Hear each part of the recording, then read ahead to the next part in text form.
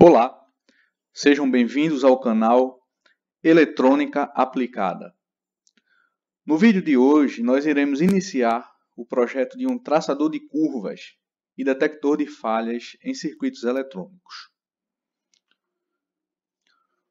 Os objetivos desta série de vídeos que nós iniciaremos a partir de hoje são apresentar o princípio básico da caracterização de dispositivos eletrônicos através da curva característica de corrente versus tensão. Apresentar o princípio básico da detecção de falhas em circuitos eletrônicos através da curva característica corrente versus tensão. Elaborar passo a passo o projeto e o desenvolvimento de um traçador de curvas características e um detector de falhas em circuitos eletrônicos. A ideia aqui é apresentar na prática cada etapa de um projeto real e que ainda não foi iniciado. Ou seja, ao longo dos vídeos nós iremos tomar as decisões de projeto. Tá? Provavelmente alguns erros irão ocorrer e esses erros serão compartilhados. Tanto os erros quanto as decisões que nós tomarmos ao longo do projeto serão compartilhados e divulgados através do canal. Ok? Então, pessoal, a ideia aqui é apresentar um projeto real na prática e sem que ele ainda tenha sido realizado, né? Sem que ele tenha sido desenvolvido.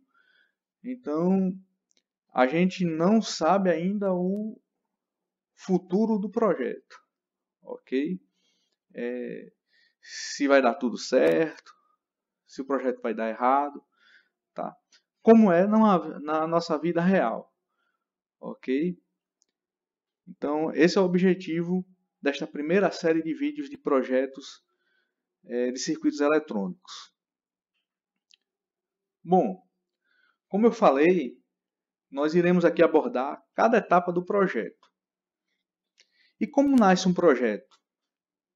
Um projeto nasce, normalmente, a partir da identificação de um cenário, que pode ser a oportunidade de um novo negócio, pode ser uma necessidade que ainda não foi atendida de um determinado cliente, pode ser da necessidade de solução de um determinado problema e outras situações.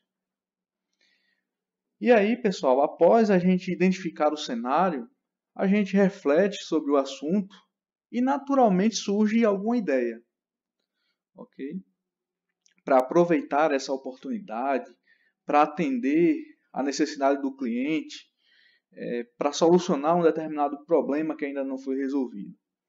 Tá? E aí é neste momento que ocorre a concepção do projeto.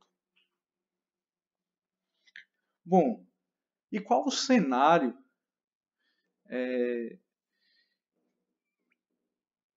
deste novo projeto, né? Como é que esse novo projeto do traçador de curvas e detector de falhas em circuitos eletrônicos surgiu?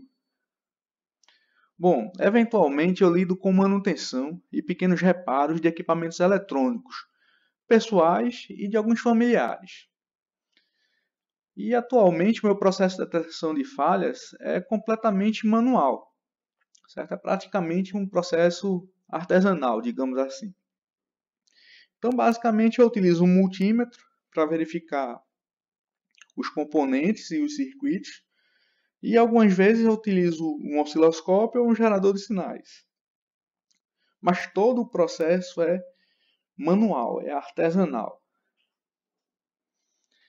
E aí, quando o reparo do equipamento é inviável, seja técnica ou economicamente, por exemplo, quando é que um reparo é inviável tecnicamente?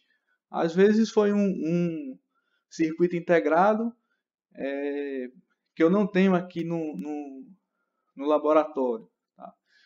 Tenho que fazer a compra desse circuito. Aí, às vezes, esse CI, um circuito integrado de aplicação específica, é uma ZIC ou ASIC. E aí a gente não consegue mais obter o circuito integrado e fazer a substituição. Então isso se torna inviável tecnicamente. Tá? E economicamente é quando não vale a pena. O custo de você adquirir um determinado componente para substituir no aparelho é tão alto que é melhor você não reparar e comprar um equipamento novo. Tá? E aí, quando o reparo é inviável, seja técnica ou economicamente, o que é que eu faço? Eu abro o equipamento, né, e verifico que componentes podem ser úteis para mim no futuro, em novos projetos, ou até mesmo para a manutenção de outros equipamentos.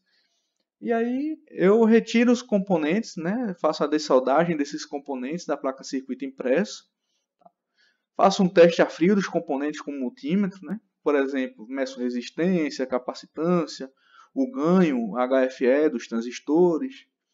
Tá? E aí, os componentes que aparentemente estão em boas condições, eu armazeno aqui nos meus gaveteiros, tá?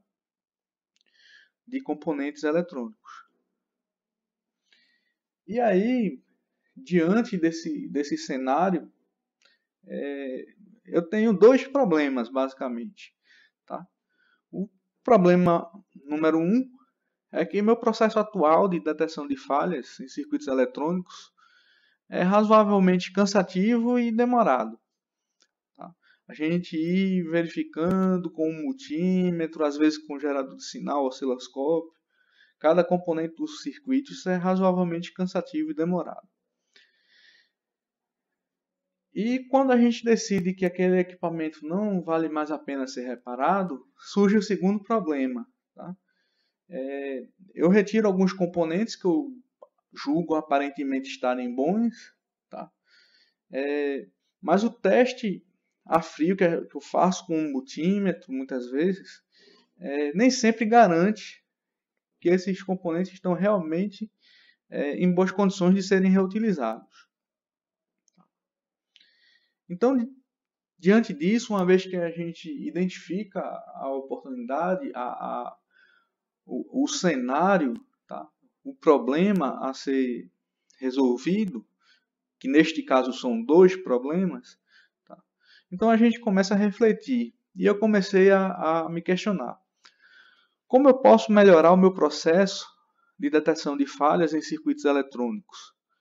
E como eu posso realizar testes um pouco mais elaborados nos componentes, de forma a garantir que eles estejam realmente em condições de serem reaproveitados em outros circuitos?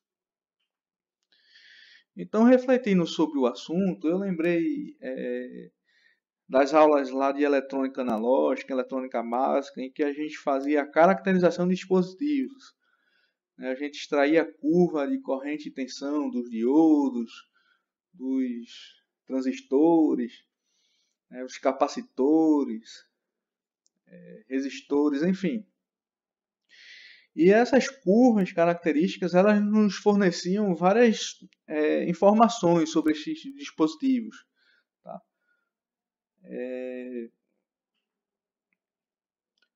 E aí, pesquisando na internet, eu também encontrei alguns equipamentos denominados de localizadores de defeitos em placas eletrônicas, que se baseiam neste mesmo princípio de funcionamento destes traçadores de curva. Tá? Eles se baseiam mais ou menos no mesmo princípio, tá? E fazem algumas adaptações de forma que, através de uma indicação da curva característica, a gente consiga localizar defeitos numa placa eletrônica. Ok? Mais na frente a gente vai falar um pouco mais sobre como funcionam esses localizadores de defeito, mas basicamente é o seguinte. O localizador de defeito, ele gera um sinal de teste numa placa dita boa, certo? E faz a aquisição do retorno deste sinal. Tá? E aí compara tensão e corrente, faz então a curva, determina a curva característica, tá?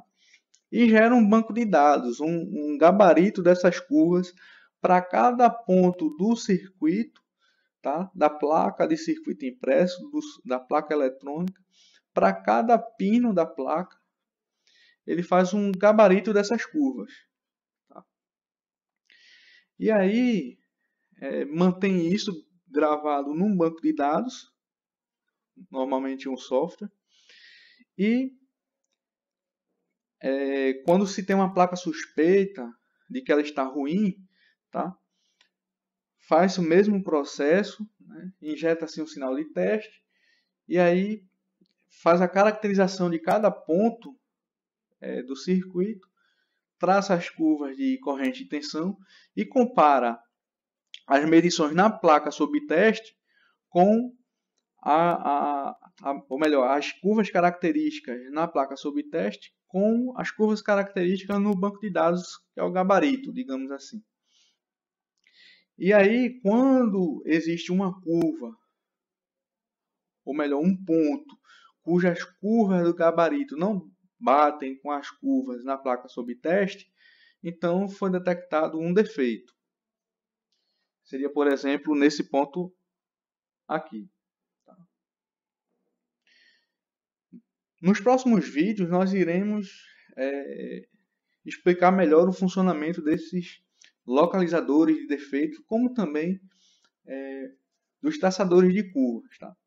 Mas, basicamente, é assim que eles funcionam.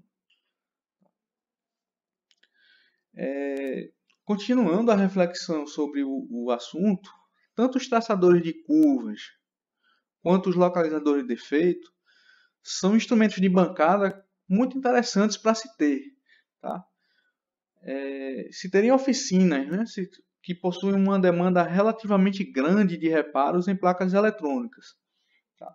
Então, se você tem uma oficina de manutenção eletrônica e você recebe dezenas, centenas de placas aí para consertar, para reparar, vale a pena ter um equipamento desse tipo. Okay? Tanto o traçador de curva quanto o localizador de defeito. Entretanto, esses equipamentos são relativamente caros. Né? O que é um equipamento relativamente caro? Tá? Por exemplo, eles são normalmente mais caros que um osciloscópio, tá? Por exemplo.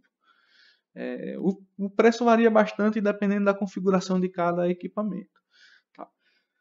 Mas, de qualquer forma, são preços proibitivos, né, para os hobbyistas e para aqueles que, como eu, fazem apenas pequenos reparos particulares e, no máximo, para alguns familiares próximos. Tá? E aí, nesse caso, não vale a pena você ter um equipamento que custe alguns milhares de reais e você ficar com esse equipamento parado na sua bancada apenas para fazer alguns reparos eventuais. Tá? E aí eu comecei a me perguntar, e se eu construísse o meu próprio traçador de curvas? Tá? E se eu utilizasse o meu próprio traçador de curvas para detectar falhas em circuitos eletrônicos? Então foi nesse momento que surgiu a ideia deste projeto, que será desenvolvido nos próximos vídeos. Tá? Então, pessoal, nos próximos vídeos, nós iremos apresentar a definição dos requisitos do projeto, a identificação de algumas soluções possíveis para a elaboração do projeto, a análise de viabilidade técnica e econômica para cada solução identificada, a seleção da alternativa mais viável para mim, tá? Técnica e economicamente, tá? A elaboração do diagrama em blocos, e a partir daí a gente vai realmente construindo, né? Projetando e construindo o circuito. Ok? Então vejam, antes de de sentar e projetar o circuito propriamente dito, tá? O esquemático, os componentes, as programações, tá? Nós primeiro identificamos um cenário, identificamos um problema, refletimos sobre o assunto,